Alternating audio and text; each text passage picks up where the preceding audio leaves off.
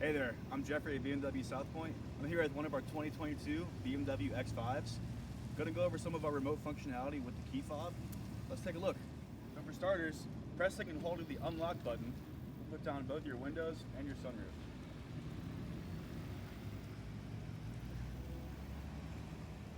Sunroof.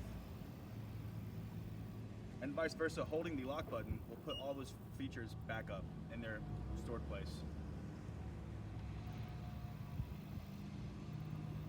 Now, if you want to remote start your vehicle from your key fob, simply press the BMW roundel in the middle 3 times,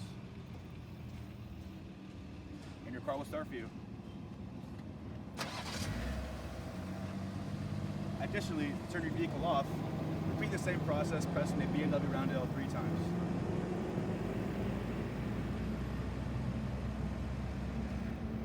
The car is off.